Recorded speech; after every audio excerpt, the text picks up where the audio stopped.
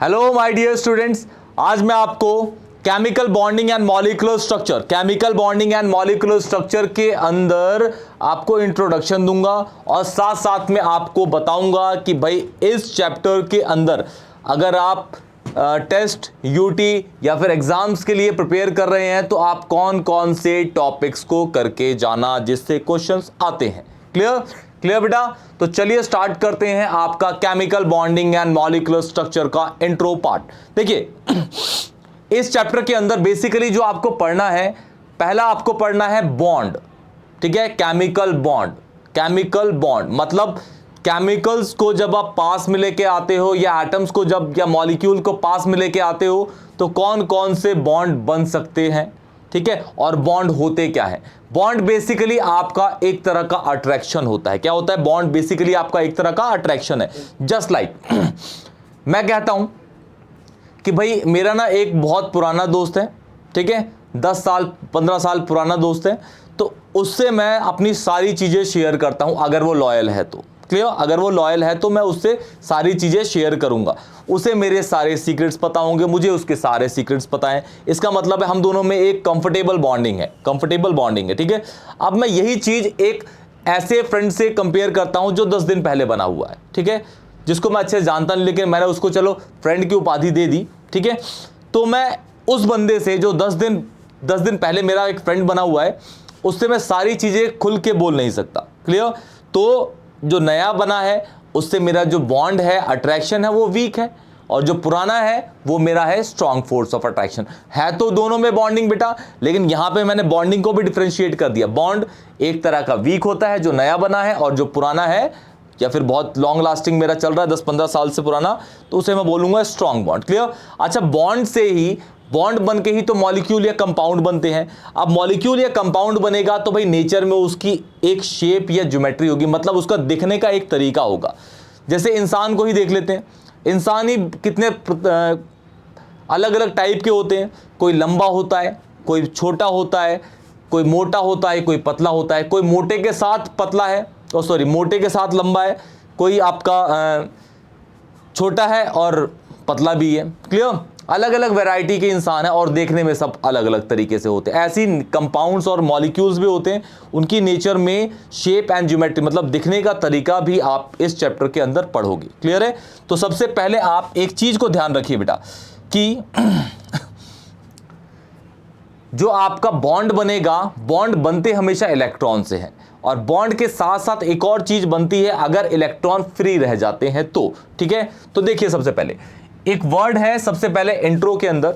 ठीक है, आप याद रखिएगा, इलेक्ट्रॉन पेयर, इलेक्ट्रॉन के जोड़े हमेशा नेचर के अंदर दो तरीके से बोले जाते हैं। अगर दो एटम, सपोज ये एटम और ये एक एटम है दोनों, ठीक है, इन दोनों के बीच में अगर दो इलेक्ट्रॉन है, इन दो एटम के बीच में दो इलेक्ट्रॉन है, तो उन दोनों इलेक्ट्रॉन्स को बोलूंगा मैं कि वो बॉन्डिंग इलेक्ट्रॉन है या फिर बॉन्ड पेयर है। क्या है? बॉन्डिंग इलेक्ट्रॉन या बॉन्ड पेयर। क्लियर?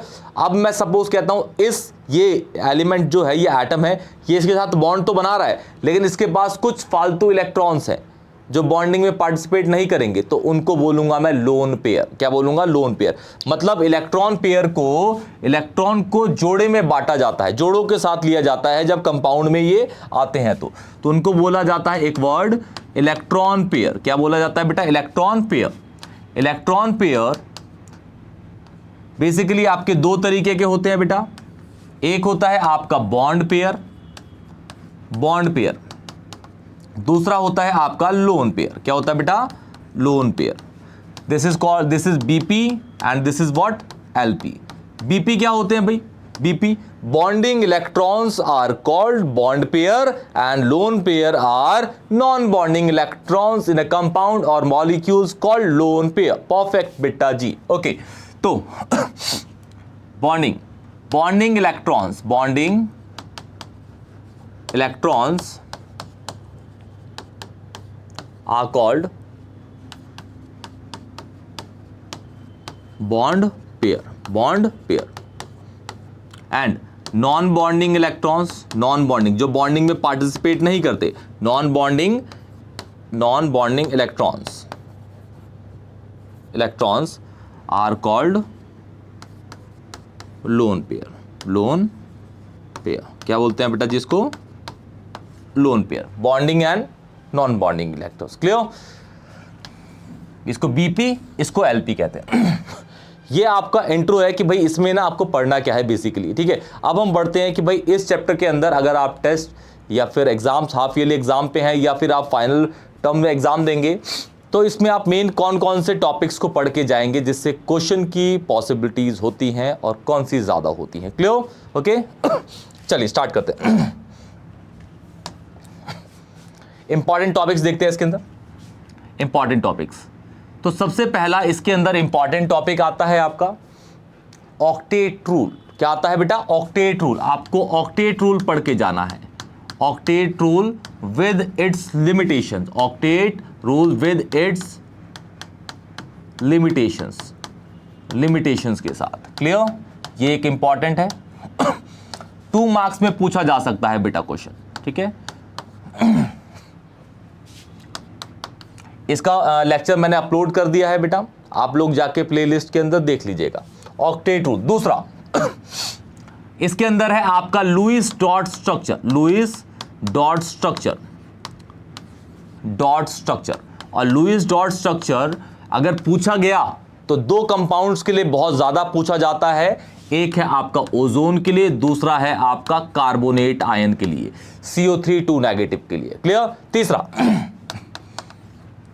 थर्ड, आपसे पूछा जा सकता है बेटा बॉन्ड एंगल्स के बीच में क्वेश्चन। तो बॉन्ड एंगल का एक क्वेश्चन आता है बहुत प्यारा सा, बॉन्ड एंगल का, ठीक है, कि भाई NH3 और NF3, NH3 और NF3 में किसका बॉन्ड एंगल ज्यादा होता है? तो होता है इसका है ज्यादा बेटा NH3 का, क्योंकि यहां पे सेंट्रल एलिमेंट की इलेक्ट्रोनेगेटिविटी ज्यादा होती है, वो इलेक्ट्रॉन्स को अपनी साइड खींचता है, तो रिपल्शन ज्यादा होके बॉन्ड एंगल बन जाता है बड़ा। क्लियर? क्वेश्चन पूछा जाता है which one has the more bond angle and Y, NH3 और NF3, अमोनिया या फिर नाइट्रोजन ट्राइफ्लोराइड, इसको नाइट्रोजन ट्राई हाइड्राइड भी कह सकते हैं या फिर अमोनिया भी इसको कह सकते हैं। क्लियर? फिर एक टॉपिक है बेटा, उसका नाम है रेजोनेंस। रेजोनेंस एक बहुत इंपॉर्टेंट कॉन्सेप्चुअल टॉपिक है जो आपकी पूरी ऑर्गेनिक केमिस्ट्री के अंदर रिवॉल्व करेगा, घूमता रहेगा इधर से उधर, रीजन को इधर से इधर ट्रांसफर करता है। क्लियर बेटा? रेजोनेंस भी इंपॉर्टेंट है।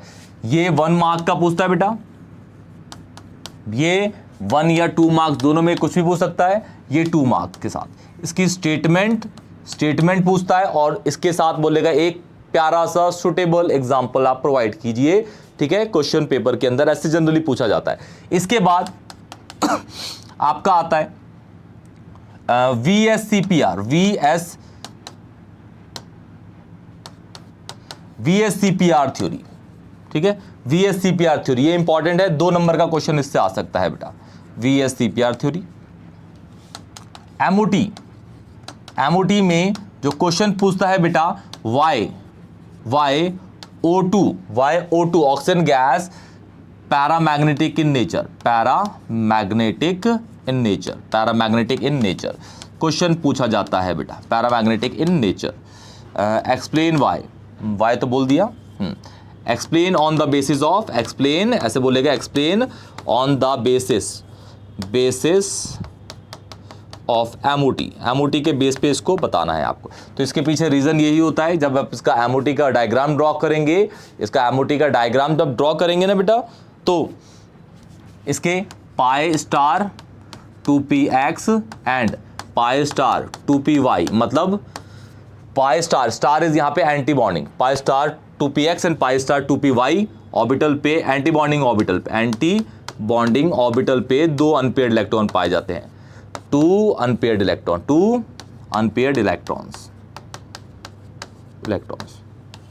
Unpaired electron clear, unpaired electron पाए जाते हैं। क्लियर बेटा? ओके, ये तो हो गया। एक और है आपका प्यारा सा, नाम है बेटा उसका हाइब्रिडाइजेशन, कंपाउंड्स दे देगा, हाइब्रिडेशन बेसिकली क्या होता है? हाइब्रिड, 2 चीजों से मिक्स करके एक नई चीज का उत्पन्न होना या बनना, उसे कहते हैं हम हाइब्रिड, ठीक है। जैसे आप ऐसा मानिए कि एक वर्ड है, एक जानवर है, एनिमल है, म्यूल, खच्चर जिसे कहते हैं। हमारे भारत में ये पहाड़ी एरियाज में बहुत ज़्यादा पाया जाता है। माता रानी के जब दर्शन करने जाएंगे या फिर आप किसी हिली एरिया में जाएंगे तो बेसिकली वो सामान को ऊपर ले आने के लिए यूज़ होता है। ठीक है, तो जैसे मैं बात करूं म्यूल हो गया, तो वो गधे और घोड़े का मिक्सचर होता है, गधे और घोड़े का। फ्रंट से देखेंगे ना, फ्रंट से यहाँ से आपको बिल्कुल दिखेगा वो घोड़ा है, लेकिन उसको अगर ऐसे टिल्ट करके देखेंगे ना सामने से उसकी बॉडी, तो आपको गधा दिखता है। उसकी पूंछ, उसका बॉडी, उसकी बॉडी की हाइट, सब कुछ आपको गधे जैसी दिखती है। क्लियर? ऐसे ही यहाँ पे आपका हाइब्रिडाइजेशन है। केमिस्ट्री में आपको कैसे पढ़ना है हाइब्रिडाइजेशन? जैसे HCl है, HCl बना किससे? H और Cl से। तो HCl के अंदर H की प्रॉपर्टी भी है और Cl की, तो HCl is the hybrid of H and Cl, H and Cl। Clear? Okay, तो इसके बारे में आपको पढ़ना है। और एक और लास्ट बता दूं, इसमें आपको पढ़ना है फजान्स रूल। फजान्स रूल, फजान्स इंपॉर्टेंट है बेटा, फजान्स रूल।